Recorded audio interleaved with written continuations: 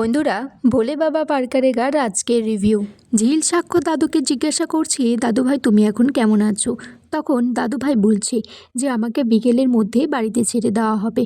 তখন সেখানে সাক্ষ্য আসে, বলছে দাদু ভাই তোমার সমস্ত কিছু টেস্ট করে আমরা ঠিক করব তোমাকে বিকেলে ছাড়া হবে কি হবে না। দাদু ভাই তখন বলছে নিয়ে যাওয়া হবে কি হবে না সেটা বললে চলবে না। এই নার্সিংহোমে কার থাকতে ভালো লাগে বলো, আমাকে তো বাড়িতে যেতেই হবে। সাক্ষ্য বলছে দাদু ভাই তোমার কথা শুনে মনে হচ্ছে তুমি আগের থেকে অনেকটাই সুস্থ আছো। চৈতি তখন বলছে সত্যি দাদু ভাই তুমি কিন্তু আমাদেরকে চিন্তায় ফেলে দিয়েছিলে, কাল সারা রাত আমরা চোখের পাতা এক করতে পারিনি। তখন সাক্ষ্য বলছে দাদু ভাই কাল কিন্তু আমরা সবাই জেগেছিলাম। তখন দাদু ভাই বলছে হ্যাঁ, যখন আমার রাত্রে ঘুমটা একটু ভেঙে গিয়েছিল চোখ মেলে দেখি ঝিল দাঁড়িয়ে আছে। দাদু ভাই তারপর ঝিলকে জিজ্ঞাসা করছে তুমি কি কিছু বলতে চেয়েছিলে? চৈতি তখন ঝিলকে বলছে তুমি দাদু ভাইয়ের মুখের সামনে কেন দাঁড়িয়েছিলে? ঝিল তখন বলছে আমার একটু চিন্তা হচ্ছিল, তাই আমি দাদু ভাইয়ের মুখের সামনে দাঁড়িয়ে দেখছিলাম যে নিঃশ্বাস ঠিকঠাকভাবে নিতে পারছে কিনা। চৈতি তখন বলছে ঝিল তুমি এই উল্টোপাল্টা কাজগুলো যে কেন করো?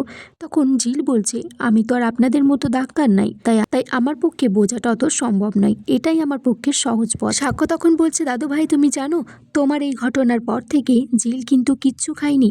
তখন দাদু ভাই বলছে যে জন্মদিনের যে এতগুলো খাবার সেগুলো কি হলো?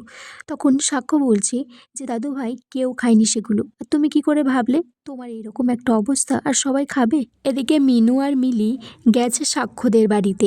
তখন শতরূপাকে বলছে যে আমরা মন্দিরে পুজো দিতে গিয়েছিলাম, ঝিল ওখান থেকে মন্দিরে চলে গেছে আর আমরা এই প্রসাদটা দিতে এলাম।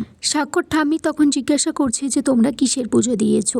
মিলি তখন বলছে কাল বললাম না দাদু ভাইয়ের জন্য মন্দিরে পুজো দিতে যাব, সেটাই দিতে গেছিলাম। আমরা তো সেই ভোর 4টা থেকে লাইন দাঁড়িয়ে পুজোটা দিয়েছি। ঝিলও গেছিল, কিন্তু ঝিল অবশ্য একটু বেলা করেই গেছিল, আর এখন তো 5টা বেজে গেছে বিকেল। সাক্ষ্যর ঠাম্মি তারপর মিলি আর মিনুকে জিজ্ঞাসা করছে যে তোমরা খেয়েছো? তখন ওরা বলে যে না, বাড়িতে গিয়ে খাবো। তখন শতরূপা বলছে যে তোমরা এত বেলা হয়ে গেছে এখনো কিছু খাওনি? মিনু তখন বলছে যে না, লাইনে দাঁড়িয়ে থেকে আবার সেখান থেকে বেরিয়ে আসা তো যায় না। মিনু বলছে ঝিল আমাদের বাড়িতে গিয়েছিল নার্সিংহোম থেকে, ওখানে ওর একটা ধোয়া কাচা ড্রেস ছিল সেটা পরেই ও পুজো দিতে গিয়েছিল, কিন্তু ওকে কতবার বললাম যে তুই খেয়ে যা, ও বলল যে না, দাদু ভাইকে নার্সের উপরে ছেড়ে দিয়ে এসেছি, আমাকে খুব তাড়াতাড়ি হসপিটাল যেতে হবে। সাক্ষর ঠাম্মি তখন বলছে যে অপারেশন তো হয়ে গেছে। শতরূপা বলছে যে হ্যাঁ মা, এখন শুনেছি একটু ভালো আছে, আজকে না হলেও কাল হয়তো ছেড়ে দেবে। তখন সাক্ষর ঠাম্মি বলছে কি জানি বাবা, কে ঠিক বলছে কে ভুল বলছে। সাক্ষর ঠাম্মি বলছে বাড়িতে ছেলেরাও তো নেই কেউ, ওরা যে বেরিয়ে গেল, আমি ওদেরকে এতবার করে বললাম আমাকে নিয়ে যাও, কাছাকাছি আছে, তবুও কেউ আমাকে নিয়ে গেল না। কখন ফিরবে তখন জানতে পারবো সঠিক খবরটা। এদিকে শতরূপা বলছে যে মা, আপনাকে কেন নিয়ে যাবে, আপনি তো এমনি চিন্তা করে প্রেশারটা বাড়িয়ে ফেলেছেন। সাক্ষর ঠাম্মি তখন বলছে ঘরে থাকলে কি প্রেশারটা কমে যাবে? আমি যদি নিজের চোখে দেখতে পেতাম তাহলে একটু শান্তি পেতাম। উনি হসপিটালে আছে আর আমি ঘরে বসে আছি, মনের মধ্যে আরও যে বেশি অস্থির লাগছে। এদিকে ঝিলের দাদু বলছে যে সত্যি কতগুলো খাবার নষ্ট হয়ে গেল, আমিও আর অসুস্থ হওয়ার সময় পেলাম না। ঝিল তখন বলছে দাদু ভাই তুমি যে কি বলো না, এসব খাবার দাবার তো পরেও খেতে পারবো, তুমি আগে সুস্থ হয়ে ওঠো। চৈতি তখন বলছে ঝিল তুমি তো খাওনি এখনো, যাও না খেয়ে এসো, আমি তো আছি এখানে দাদু ভাইকে দেখার জন্য। সাক্ষ্য তখন বলছে ঠিকই তো ঝিল, তুমি তো এখনো খাওনি, খেতে হবে তো, যাও খেয়ে এসো। তখন ঝিল বলছে খুব তো বলছো, তুমি কি খেয়েছো এখনো? সাক্ষ্য বলছে তবুও তো আমি একটু খেয়েছি, আমি বাড়ি গেলাম খাবার আনলাম তোমাকে খেতে বললাম, কিন্তু তুমি তো খেলে না। ঝিল বলছে আমি আবার টেনশনের মধ্যে কিছু খেতে পারি না। তখন সাক্ষ্য দাদু বলছে তোমার আবার টেনশন কিসের, এই বুড়ো দাদু তো তোমাকে ভালোই বাসে না। দাদু তখন বলছে যে এই বুড়ো দাদুটা মরে গেলেই বা কী অসুবিধা আছে। তখন ঝিল বলছে যে দাদু ভাই তোমাদেরকে কিন্তু আমি ভালোবাসি, তুমি আমাকে ভালোবাসো আর নাই বা বাসো, তোমরা আমাকে খারাপ ভাবতে পারো, কিন্তু আমি কিন্তু সব সময় চাই তোমরা ভালো থাকো। দাদু ভাই তখন বলছে সত্যিই তাই, ঝিল যদি আমাকে কাল না বাঁচাতো আমি হয়তো আজ বাঁচতামই না। সাক্ষ্য বলছে এই কথাটাই তো বোঝানোর চেষ্টা করছি, ঝিল কালকে না জেনে যেভাবে তোমাকে ধরেছে ও তো তোমাকে বাঁচিয়ে দিয়েছে। ঝিল তখন বলছে তোমরা কেন যে বারবার এক কথা বলছো, তুমি যদি দাদু ভাইয়ের পাশে থাকতে, দাদু ভাইয়ের যদি তখন ওই রকম অবস্থা হতো তুমিও একই কাজ করতে। এদিকে মিলি সাক্ষর ঠাম্মিকে বলছে যে একটা ফোন করে দেখতে হসপিটালে। তখন ঠাম্মি বলছে যে ফোন তো করছি, ফোনে কি আর সবাই সত্যি কথা বলে? আমাকে বোঝানোর জন্য তো বলছে যে সুস্থই আছে, সবটা ঠিকই আছে। মিনু তখন বলছে যে মাসিমা আপনি চিন্তা করবেন না, কাল রাত্রেই তো অপারেশন হয়ে গেছে। তারপরে ঝিল সারা রাত জেগেছিল।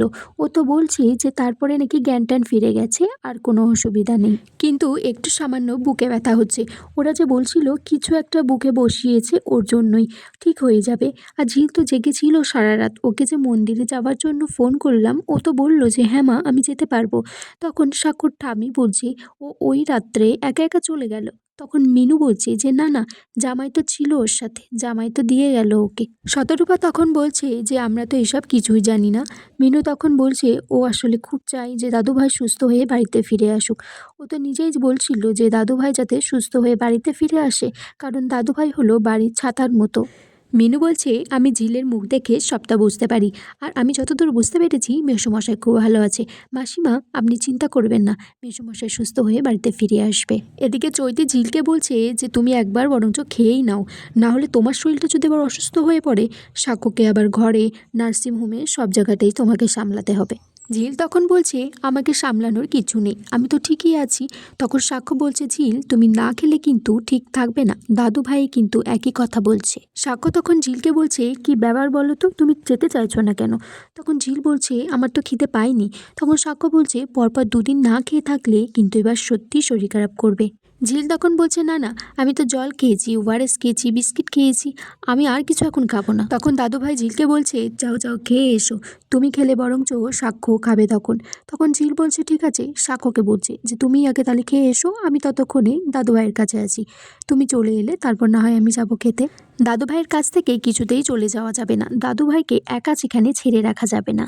চৈতি তখন বলছে একটা জিনিস বুঝতে পারছি না, ঝিল থাকলে সাক্ষ্য যাবে, সাক্ষ্য থাকলে ঝিল যাবে খেতে, আর আমি তো রয়েছি এখানে দাদু ভাইয়ের দেখার জন্য। চৈতি তখন ঝিলকে বলছে একটা সত্যি কথা বলো তো, তুমি কি আমাকে মানুষ বলে মনেই করো না, নাকি আমাকে ডাক্তার বলে তুমি মনেই করো না? এদিকে শতরূপা মিলি আর মিনুকে বলছে যে তোমরা বরঞ্চ এবার বাড়িতেই যাও, আর এখানে সময় নষ্ট করো না, তোমরা তো খাওনি সকাল থেকে।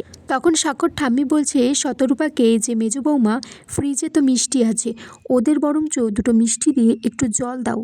মিনু তখন বলছে যে মেজো বৌদি সকাল থেকে তো না খেয়ে আছি, এখন খেলে গাটা না গোলাবে।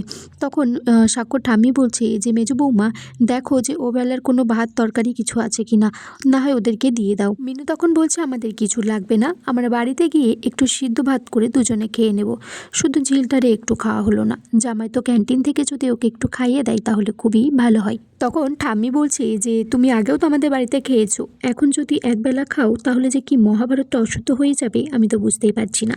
মিনু তখন বলছে যে মাসিমা আমি তো সেরকম বলতেই চাইনি, আমি তো আপনাদের বাড়িতে অনেক খেয়েছি, সেই দান তো কখনো শোধ করতেই পারবো না। আপনারা আজকে অনেক দুশ্চিন্তার মধ্যে আছেন, অনেক চিন্তা করছেন, ঝামেলা আছে, তাই আজকে দিনটা ছেড়ে দিন, আমি বরঞ্চ বাড়িতে গিয়ে একটু সিদ্ধ ভাত খেয়ে নেব। শতরূপা তারপর প্লেটে করে একটু মিষ্টি নিয়ে আসে। তারপর মিলি আর মিনু বলছি যে মিষ্টিটা খাবো না, খেলে গা গোলাবে, আমরা বরঞ্চ বাড়িতে গিয়ে একটু ভাতই খেয়ে নিই, তাহলে একটু শান্তি লাগবে। তখন শতরূপা বলছে কি আর বলবো বলো, তোমাদেরকে এতবার বললাম যখন শুনছো না। এদিকে হসপিটালে চৈতি বলছে বারবার এই কথাটা বললে যে কি বোঝাতে চাইছো ঝিল, এই যে আমি কোনো বাড়ির লোকই না। তখন ঝিল বলছে যে বোঝানোর কি আছে, তুমি তো সত্যিই আমাদের বাড়ির কেউ নয়, এটা আবার আলাদা করে বলার কি আছে, তুমি তো আমাদের বাড়িতে কিছুদিনের জন্য গেস্ট হিসেবে আছো, তাই বলে তুমি আমাদের বাড়ির লোক হয়ে যাবে। চৈতি তখন বলছে যে দাদু ভাই তুমি কি শুনতে পেলে ঝিল আমাকে কিভাবে অপমান করছে? ঝিল তখন বলছে যে দাদু ভাইয়ের এর মধ্যে জড়িও না, কারণ দাদু ভাইয়ের খুব শরীরটা খারাপ আছে। ঝিল বলছে আর তাছাড়া তুমি এই সমস্ত ছেদো কথাবার্তা বলে দাদু ভাইকে আর ডিস্টার্ব করো না। তখন চৈতি বলছে আমি দাদু ভাইকে ডিস্টার্ব করছি নাকি তুমি করছো?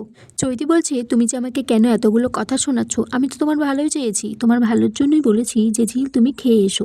ঝিল তখন বলছে আসলে কি বলো তো, তোমার ওই ভালো চাওয়াই না আমি ঠিক বিশ্বাস করতে পারি না। সাক্ষ্য তখন চৈতিকে বলছে যে প্লিজ তোরা ঝগড়া করছিস না, এটা একটা নার্সিংহোম, আর এরকম এক্সাইটমেন্ট হয়ে কথা বলছিস যেটা দাদু ভাইয়ের কিন্তু হেলথে ক্ষতি হতে পারে।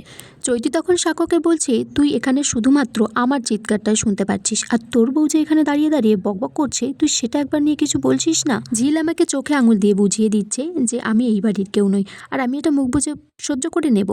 মিনুকে বলছে যে মিলির ব্যাপারে কিছু ভেবেছো তোমরা?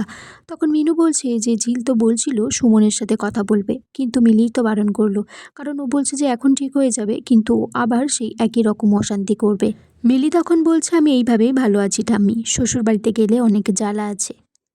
ওখানে তো অনেক লোকের মন জুগিয়ে চলতে হয়, আর এখানে দেখো কোনো জ্বালা নেই, এখানে শুধু মায়ের মনটা জোগালেই হয়ে যায়।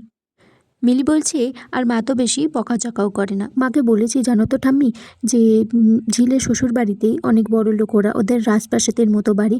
আমরা বেশি দিন না ওই বস্তিতে থাকবো না, আমরা বরঞ্চ একটা জায়গা কিনে একটু ছোটোখাটো একটা ঘর কিনে সেখানেই থাকবো।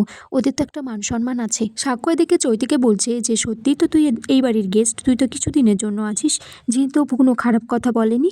তখন চৈতি বলছে যে হ্যাঁ আমি তো সেটা জানি, কিন্তু বারবার সেটা বলে আমাকে অপমান করছে কেন ঝিল। ঝিল তখন বলছে, আসলে চৈতিদি আমি তোমাকে না ঠিক বিশ্বাস করতে পারছি না। আমরা এখান থেকে চলে গেলে তুমি যদি দাদুভাইকে কোনো ভুলভাল ওষুধ খাইয়ে দাও। আমি তো কালকে দাদুভাইকে দেখে একটু চিন্তায় পড়ে গিয়েছিলাম যে একটা সুস্থ মানুষের কি হয়ে গেল, কিন্তু ভগবানের ইচ্ছায় দাদুভাই সুস্থ হয়ে গেছে। কিন্তু এর উল্টোটাও তো হতে পারত, তাই আমি পুরোপুরি তোমার ভরসায় দাদুভাইকে রেখে যেতে পারবো না। বন্ধুরা, এখানেই আজকের পর্ব শেষ হয়ে যায়। তোমরা কমেন্টস করে জানিও আজকের পর্বটা কেমন লেগেছে, আর লাইক সাবস্ক্রাইব করে পাশে থেকো।